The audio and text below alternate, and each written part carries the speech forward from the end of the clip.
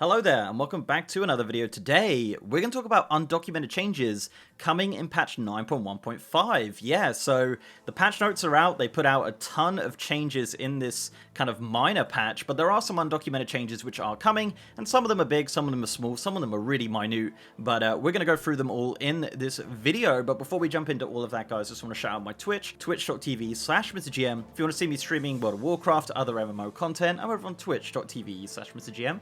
every single day. Right, so patch 9.1.5 launches on November 2nd, which is next week as of the recording of this video, and as it's a minor patch, there's no point in doing a minor changes video because that will just be the patch. So in this video, we're going to look at the undocumented changes. Now, the patch notes are pretty detailed. They've actually gone into a lot of detail on these patch notes, talking about the changes that they are making to the game. However, there are some stuff that they did miss out. Some of it minor, some of it really minor, and some of it kind of major, depending on how you look at it, and a little bit of controversy as well, but what do you expect from Blizzard in 2021? So we're going to go through all of those changes. I found about 11 in total. There probably is more, and obviously if I did miss out anything, guys, do let me know down below. I'd love to know any more minor changes that you do find in this patch. But yeah, let's just jump into it with the first one, which is actually new starting gear. Yeah, this is pretty interesting, actually. So when you create a new character in patch 9.1.5, gone are the sets from Vanilla WoW. Now you'll be equipping this brand new HD armor, which was data mined quite a while back, and yeah, this is what you're going to be wearing when you create a new character. This is class-based, so a human warlock will wear the same set as an orc warlock when starting. I find that kind of strange. It feels a bit weird. It looks a bit weird, honestly. But yeah, that's kind of the direction they're going in with these new starting sets. Now, this doesn't change depending on the starting zone that you pick, so even if you pick the old starting zone, you're still going to get that new starting gear. Now, Blizzard have come out and said that the old starting gear will be available still. Not too sure how, but it will be still available. It's not going away forever, which is really good to see. So, personally, an easy fix for that would just be, you know, give the new starting gear to people who start in Exile's Reach and the old starting gear to people who start in the original starting zones. It's like a pretty easy fix there. But anyway, let's take a look at some of these sets. So this is the set for the Druid, the Hunter, Mage. The Monk set is actually staying exactly the same.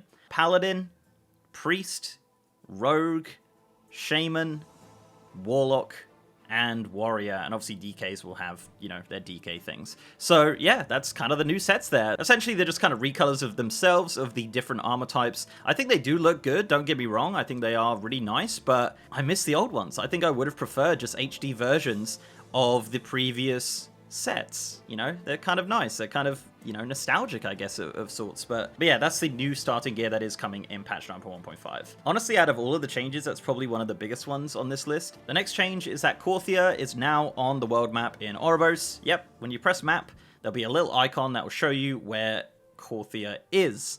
Now, this does come up on both floors, which is kind of misleading because it is obviously only in the portal room. But yeah, so now they've added a little icon for it if you do get lost. Our next change is actually an interesting one, which I actually thought was already a thing. So it turns out that before, when you die in the Shadowlands and you have flying, you couldn't fly while dead, which is kind of silly. But now they are adding the ability to fly while dead in the Shadowlands. There you go. Maybe they didn't document it because it was kind of a silly thing that they missed when they added flying. I don't really know. Our next change is actually a really convenient one that you're going to love. So once you unlock the portal to Oribos from your Covenant Sanctum, you now get ported to the portal room in Oribos. Yeah, that's really handy. A lot less traveling. Unfortunately, the other portals, so the ones from like Orgrimmar and Stormwind, they still port you to the same place. But now, exclusively, the Covenant teleporters will send you straight to that portal room to let you go on your merry way from there. So yeah, a little bit less travel time, which is always good. Next up is a new icon on the world map for the Time Walking Vendor.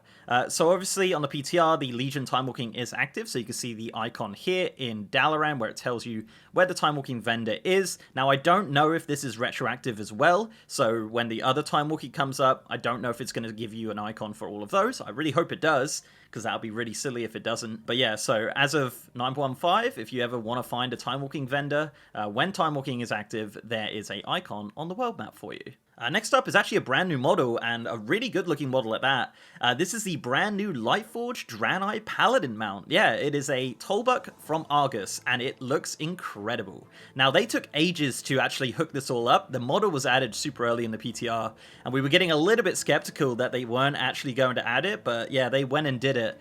So yeah, the Lightforged Draenei Paladin mount is the Lightforged Toolbuck. They have done a fantastic job on this. Honestly, one of my favorite Paladin mounts, I've got to say. And yeah, I love it. I really do. Like, and that obviously works with the Divine Steed as well. And this is exclusive to the Lightforged Draenei, so regular Draenei cannot ride this mount. This is exclusively Lightforged Draenei, who also get a bunch of new customization options. So yeah, looking pretty good for the Lightforge in 915. Our next change is a change that you may have remembered. Yes, do you remember the time when there was a mail icon on the character screen when you had mail available? Yes, as of 915 on the PTR, might I add. This is the PTR. Things definitely change between PTR and release, it seems. The icon is back. I don't know if it's going to be there on live. I really hope it is, because it's really helpful. I really want it to be there. So if you have active mail on a character, it will come up on the character screen. You don't need to log in and check your mail. It will be right there. Please, Blizzard, make this work on retail, because we got debated before. It was there during Shadowlands beta, and we got really excited for it, and then it launched, and it was never there. So obviously there was some sort of issue, so hopefully they'll fix that, and hopefully in 915, it's going to be back, but we'll see. We'll see. The next one is really, really, really minor. Apologies. The achievement, Flying Festivities, which was the achievement to get the 2020 Christmas reward, is now working. Yep. The achievement was added in 905, but wasn't working. I don't know why, but yeah, now in 915 it does work. So there you go. Brand new achievement when you log in for the first time in 915, if you've already got that reward. The next one's actually really interesting. They are updating the texture for coins in WoW. So gold, silver, copper are actually getting brand new icons in 9.1.5. Now, I noticed this straight away. It's so funny how you just don't even think about it. But as soon as I saw it on the quest log, I instantly noticed that that is a different texture. And when you put them side by side, you can definitely tell as well. So yeah, now every place that you see those coins, there'll be a brand new texture for you to look at in 9.1.5. No option to obviously change it back or anything like that. And yeah, there you go. A little minor change for you that wasn't documented.